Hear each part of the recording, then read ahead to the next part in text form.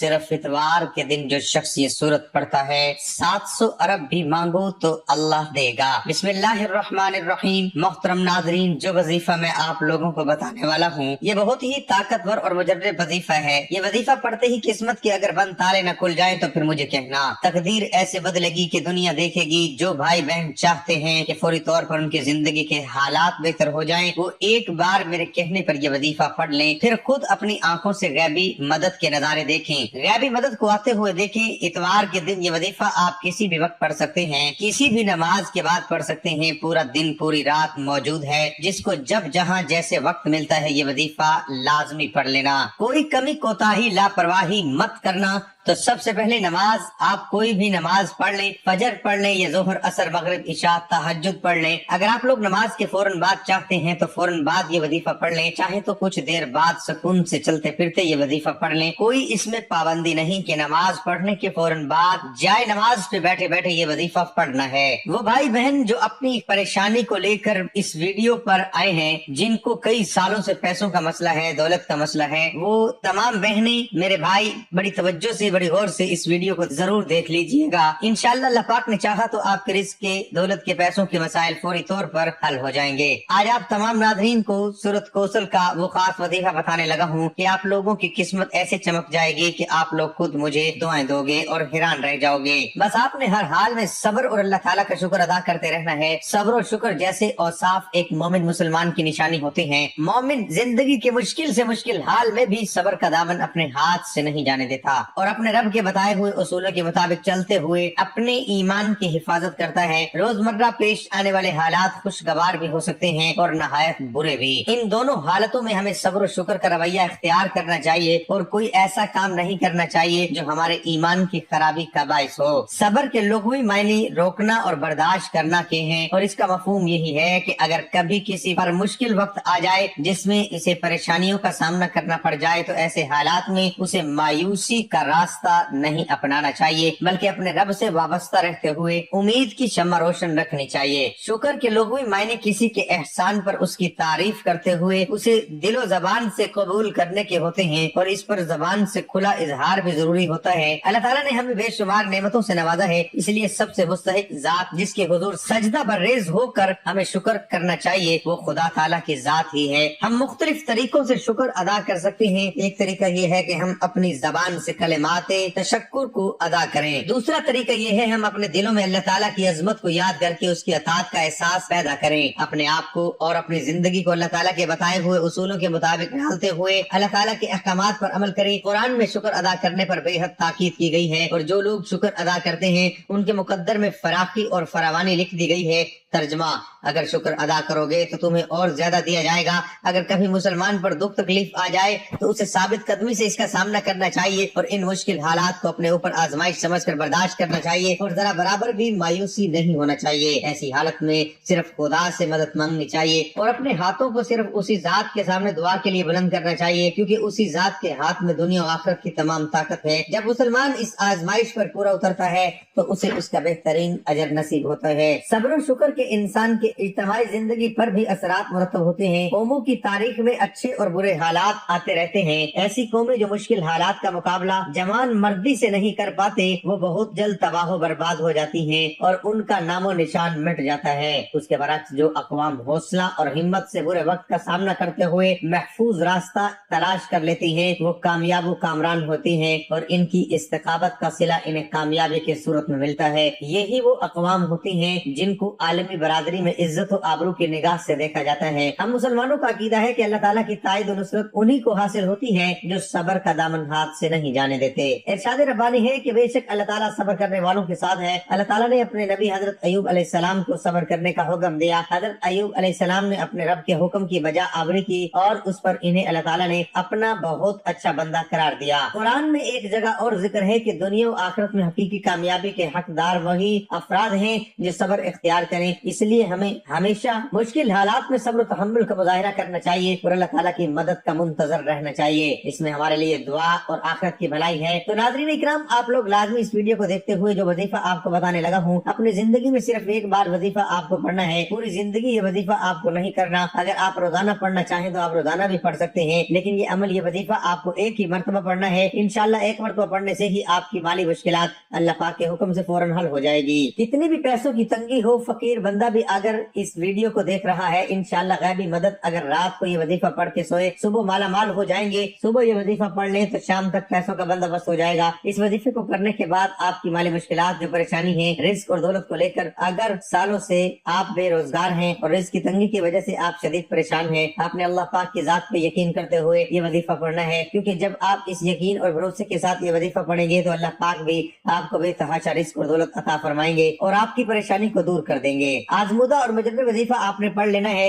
ये बहुत ही आसान वजीफा है, कोई मुश्किल वजीफा नहीं, और पढ़ने का जो तरीका वो भी मैं आपको बिल्कुल आसान तरीके से समझा दूंगा। इसी तरीके पर अमल करते हुए इस वजीफे को कर लें तो इंशाअल्लाह अल्लाह पाक ऐसा मौजज़ा अता फरमाएंगे, अल्लाह पाक ऐसा करम फरमाएंगे कि आपके तमाम मुश्किलात, तमाम परेशानियां खत्म हो जाएंगी। आज का ये वजीफा सूरत कौसर का और अल्लाह ताला के सिफाती नामों का है। ये इतना ताकतवर तरीन और जलील कदर अमल है कि मेरी जैसी नाकस जबान इसको बयान नहीं कर सकती। सूरत मुबारक में मेरे आका अलैहिस्सलातु वस्सलाम की शान भी है, उसके अंदर मेरे आका का मकाम भी है और बहुत ज्यादा खैर और खसीर भी है। इस अमल के अंदर मौजूद है, जो शख्स भी इस मुबारक छोटी सी 3 आयत वाली सूरत को पढ़ता है, इससे दोस्ती करता है, वो माला माल हो जाता है। अल्लाह ताला उसको लाखों का मालिक और करोड़ोंपति बना देते हैं। ये इतना ताकतवर तरीन अमल है। हम ये तो नहीं कह सकते कि जो इंसान पढ़ेगा और एक रात में करोड़ों का मालिक बन जाएगा, ये तो झूठ है, लेकिन ये करोड़पति बना देने वाला अमल है। जिस इंसान को भी हमने ये अपनी जिंदगी में बताया, अल्लाह पाक ने उसको मालो दौलत में हिसाब अता फरमाया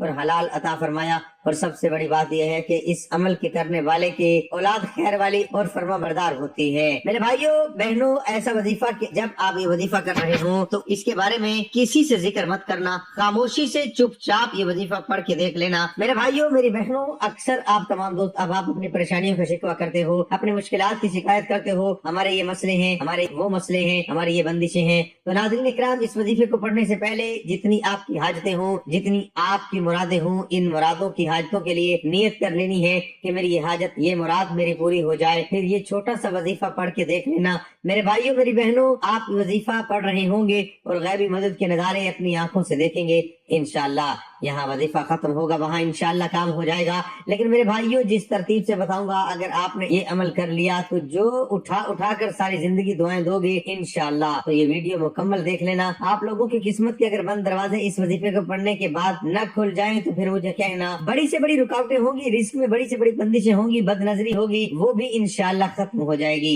ये इतना मुजर्रब और खास वजीफा है, ये समझ लें कि ये अपने सीने का राज आप तमाम नाज़रीन को बताने लगा हूँ। नमाज फजर, दोहर, असर, मगरिब, इशा, कोई भी नमाज मेरे भाई मस्जिद में अदा कर लें और मेरी बहनें वो सुकून से घर में अदा कर लें। अगर मेरे भाई किसी वजह से घर में नमाज पढ़ते हैं वो फिर इनका एक अलग मसला है, लेकिन कोशिश करें कि नमाज आप मस्जिद में बाजमात अदा करें। अगर आपने घर में नमाज पढ़ी है तो घर में नमाज पढ़ने के बाद भी चाहे तो जाए नमाज पर बैठे बैठे ये वजीफा पढ़ लें, चाहे तो 10-15 मिनट या आधे घंटे के बाद सुकून से बैठकर ये वजीफा पढ़ लें। मेरी बहनें भी इस तरीके से अमल करें, घर में किसी भी नमाज के बाद जाए नमाज पे ये बैठे बैठे ये वजीफा पढ़ लें, चाहे तो कुछ देर बाद पढ़ लें। आप लोग ये वजीफा लाजमी पढ़ लीजिएगा और अपनी हाजतों की नियत लाजमी कीजिएगा, चाहे एक हाजत हो चाहे 10 हाजतें हो। नाज़रीन इकराम, आपको एक अहम बात बता दूं, अगर इस वजीफे के साथ आप कोई दूसरे और वज़ाइफ भी पढ़ रहे हो तो भी कोई मसला नहीं है। जो वजीफा आप पढ़ते हैं इसके साथ पढ़ सकते हैं। मतलब दिन में आपने अगर मुख्तलिफ वज़ाइफ किए हुए हैं तो इस दिन आप ये वजीफा भी पढ़ सकते हैं। जितने आपने वज़ाइफ किए होंगे इस वजीफे को पढ़ने की कोई पाबंदी नहीं है कि इस दिन आप कोई और वजीफा पढ़ते हैं ये इस दफा नहीं पढ़ सकते, ऐसा नहीं है। आप नमाज फजर के बाद कर ले, जोहर के बाद पढ़ ले, असर की नमाज के बाद पढ़ ले, मगरिब इशा हत्ता के रात के 10-11 बजे तक भी इस अमल को लेकर इस वजीफे को करने की मुकम्मल इजाजत है। आज के इस खास अमल की तरफ चलते हैं। इतवार के दिन आप ये वजीफा किसी भी वक्त पढ़ सकते हैं। आप लोगों ने क्या करना है, आप लोग बावुदू मुसल्ले पर बैठ जाएं। बावुदू मुसल्ले पर बैठने के बाद आपने नबी करीम सल्लल्लाहु अलैहि वसल्लम की जात पे ये दुरूद पाक पढ़ना है। दुरूद पाक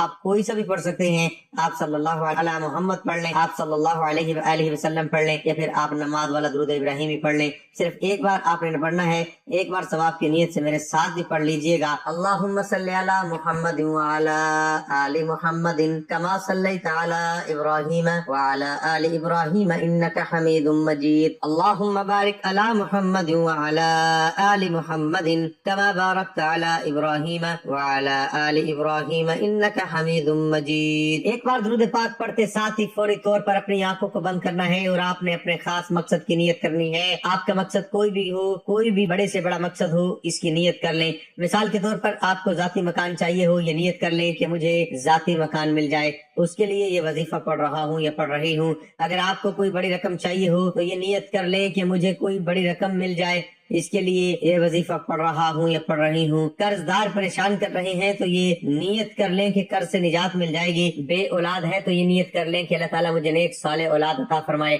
اپنے مقصد کی نیت کرنے کے فوراً بعد سے ایک مرتبہ اعوذ باللہ من الشیطان الرجیم اور ایک ہی مرتبہ بسم اللہ الرحمن الرحیم پڑھ کے وظیفے کا آغاز کرنا ہے۔ اور سب سے پہلے نمبر پر جو وظیفہ آپ نے پڑھنا ہے وہ وظیفہ سورۃ کوثر کا وظیفہ ہے۔ انا اعطیناک الکوثر فصلی لربک وانحر ان شانئک ھو الابتر۔ سورۃ کوثر ہر کسی کو زبانی آتی ہے۔ سورۃ کوثر سے اگر آپ کے کاروبار میں نظر بد، حسد، جادو جنات کے اثرات ہیں، آپ کی اولاد پر جادو جنات کے اثرات ہیں، آپ کے گھر میں شیطانی اور زمینی آفات ہیں، سورۃ کوثر جس گھر میں اتوار کے دن پڑھ لی جاتی ہے اس گھر کے کونے کونے سے غربت، تنگ دستی کا نام و نشان مٹ جاتا ہے۔ سورۃ کوثر کی تلاوت سماعت فرمائے۔ اعوذ باللہ من الشیطان الرجیم بسم اللہ الرحمن الرحیم انا اعطیناک الکوثر فصل لربک وانحر ان شانئک ھو الابتر۔ ایک مرتبہ جب آپ سورۃ کوثر پڑھ لیں اس کے بعد آپ نے یا غنیو کا وظیفہ پڑھنا ہے۔ کیسے پڑھنا ہے توجہ کیجئے۔ آپ اپنے ہاتھ کی انگلیوں پہ پڑھ لیں یا تسبیح کے دانوں پہ پڑھ لیں، صرف 11 بار پڑھنا ہے۔ جب آپ پہلے نمبر پر ایک بار سورۃ کوثر اور 11 بار اچھی طرح یا غنیو گن کر پڑھیں گے، اب دوسرے نمبر پر جو وظیفہ آپ نے پڑھنا ہے یہ وظیفہ بھی بہت آسان ہے۔ دوسرے نمبر پر پھر آپ نے ایک مرتبہ سورۃ کوثر پڑھنی ہے، انا اعطیناک الکوثر فصل لربک وانحر ان شانئک ھو الابتر۔ جب دوسری مرتبہ بھی آپ ایک مرتبہ سورۃ کوثر پڑھ لیں تو پھر آپ نے اللہ تعالیٰ کا ایک صفاتی نام پڑھنا ہے، وہ نام ہے یا رزاقو، 1 بار ہو گیا، یا رزاقو 2 بار ہو گیا۔ آپ نے صرف اور صرف 11 بار پڑھنا ہے۔ جب آپ ایک مرتبہ سورۃ کوثر پڑھ لی، سورۃ کوثر اور 11 بار یا رزاقو پڑھ لیں تو اس کے بعد تیسرا اور آخری مرتبہ آپ کو سورۃ کوثر پڑھ لینی ہے، بسم اللہ الرحمن الرحیم انا اعطیناک الکوثر فصل لربک وانحر ان شانئک ھو الابتر۔ ایک بار ہو گیا، اس کے بعد آپ نے ہاتھ کی انگلی پہ یا کریمو پڑھ لینا ہے، یا تسبیح کے دانوں پہ پڑھ لیں۔ آپ نے یا کریمو صرف 11 مرتبہ پڑھیں گے۔ جب آپ تیسرے اور آخری نمبر پر یا کریمو 11 مرتبہ پڑھ لیں تو پھر اس کے بعد ایک مرتبہ وہی درود پاک پڑھ لیں جو آپ نے شروع میں پڑھا تھا۔ اب آپ کا آج کا عمل مکمل ہو چکا۔ ناظرین اکرام، وظیفے کا طریقہ کار ایک بار پھر سن لیجئے تاکہ کوئی غلطی نہ ہو۔ سب سے پہلے ایک مرتبہ درود پاک، اس کے بعد ایک مرتبہ سورۃ کوثر پڑھنی ہے، پھر آپ کو 11 مرتبہ یا غنیو پڑھنا ہے، پھر اس کے بعد ایک مرتبہ سورۃ کوثر پڑھنی ہے، پھر 11 مرتبہ یا رزاقو پڑھنا ہے، پھر ایک مرتبہ سورۃ کوثر، پھر 11 مرتبہ یا کریمو، پھر آخر میں اس کے بعد ایک بار درود پاک پڑھ لیجئے گا۔ اس کے علاوہ سورۃ کوثر کے بہت فوائد ہیں۔ میاں بیوی میں محبت بڑھانے کے لیے پڑھ لیں۔ سورۃ کوثر لا علاج بیماریوں کا آخری علاج سمجھا جاتا ہے۔ شیاطین جنات کے لیے پڑھ لیں۔ اس عمل سے دشمنوں کی زبان بند ہوگی، رزق میں برکت ہوگی، پیسوں کی کمی نہیں ہوگی۔ ناظرین اکرام، وظیفہ مکمل ہونے کے بعد اللہ تعالیٰ کی بارگاہ میں رو کے گڑ گڑا کے دعا کرنی ہے کہ اے گناہگاروں کو بخشنے والے، اے عیبوں پر پردہ ڈالنے والے عظیم رب، مسلمانوں پہ اپنا رحم و کرم فرما، تنگ دستوں کے رزق میں وسعت عطا فرما اور بیماروں کو شفا کاملہ عطا فرما، ہمیشہ صبر و شکر کرنے والا بنا اور ہماری دنیا و آخرت سنوار دے، ہمیں 5 وقت کا نمازی پڑھنے کا عادی بنا دے، دین پر عمل کرنے کی توفیق عطا فرما، آمین یا رب العالمین۔ اب آپ نے دونوں ہاتھ اٹھا کے رب کریم سے ضد کر کے مانگنا ہے۔ آپ جو بھی مانگیں گے رب کی ذات 70 گنا زیادہ نوازے گی انشاءاللہ۔ محترم ناظرین، نماز کے وقت اللہ تعالیٰ نماز ہی کی طرف متوجہ ہوتا ہے۔ اللہ تعالیٰ انسان کو سجدہ کرتے وقت ہی سب سے زیادہ پسند کرتا ہے۔ جب انسان نماز کے لیے تیار ہوتا ہے تو جنت کے دروازے کھول دیے جاتے ہیں اور نماز کی طرف جتنے قدم بڑھاتا ہے اس کے اتنے گناہ معاف کر دیے جاتے ہیں اور اتنا ہی ثواب اس کے حق میں لکھ دیا جاتا ہے۔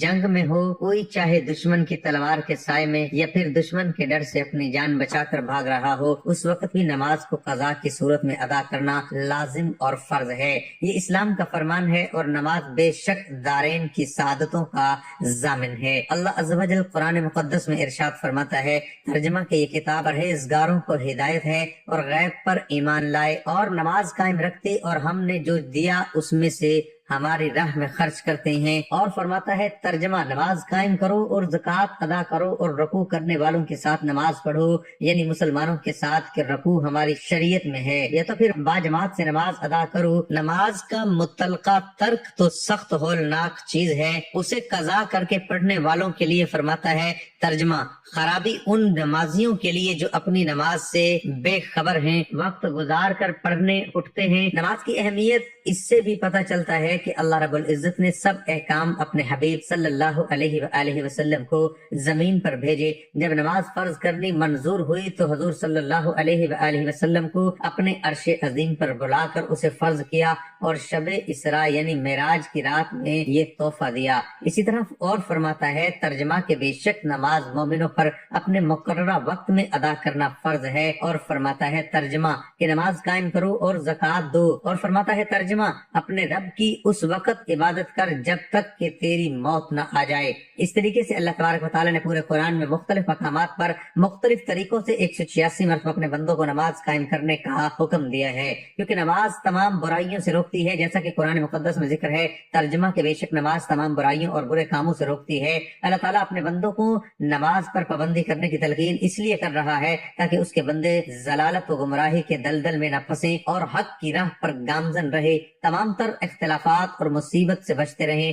اگر آپ قرآن مقدس کی تلاوت کریں گے تو بے شمار آیات آپ کو ایسی ملے گی جو نماز کی فرضیت پر دلالت کرتی ہیں، اور آپ جان لو گے کہ بے شک نماز ہر حال میں فرض ہے اور اس سے بچنے کا کوئی چارہ کار نہیں۔ حضرت عقبہ بن عامر رضی اللہ تعالی عنہ سے روایت ہے، سید المرسلین صلی اللہ تعالی علیہ وآلہ وسلم نے ارشاد فرمایا، جو بھی مسلمان اچھے طریقے سے وضو کرتا ہے پھر کھڑے ہو کر اس طرح 2 رکعت نماز پڑھتا ہے کہ اپنے دل اور چہرے سے متوجہ ہو کر یہ 2 رکعتیں ادا کرتا ہے تو اس کے لیے جنت واجب ہو جاتی ہے۔ حضرت عبداللہ بن مسعود رضی اللہ تعالی عنہما سے روایت ہے کہ حضور پرنور صلی اللہ تعالی علیہ وآلہ وسلم نے ارشاد فرمایا، جس نے نماز پر مدامت کی تو قیامت کے دن وہ نماز اس کے لیے نور و برہان اور نجات ہوگی، اور جس نے نماز کی محافظت نہ کی تو اس کے لیے نہ نور ہے، نہ برہان، نہ نجات، اور وہ قیامت کے دن قارون، فرعون، ہامون اور ابی بن خلف کے ساتھ ہوگا۔ حضرت ابو سعید خدری رضی اللہ تعالی عنہ سے روایت ہے، حضور اقدس صلی اللہ تعالی علیہ وآلہ وسلم نے ارشاد فرمایا،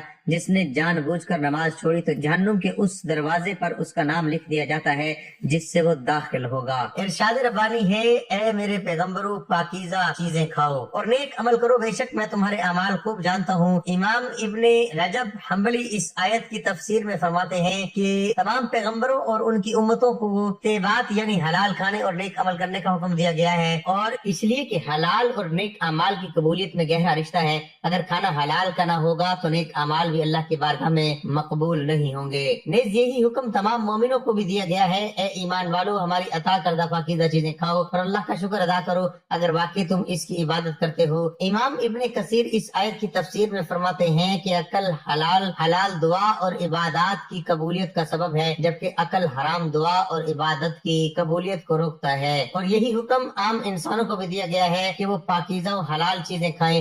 اے لوگو، زمین میں جتنی حلال پاکیزہ چیزیں ہیں انہیں کھاؤ اور شیطان کے نقش قدم کی اتباع نہ کرو، بے شک وہ تمہارا کھلا دشمن ہے۔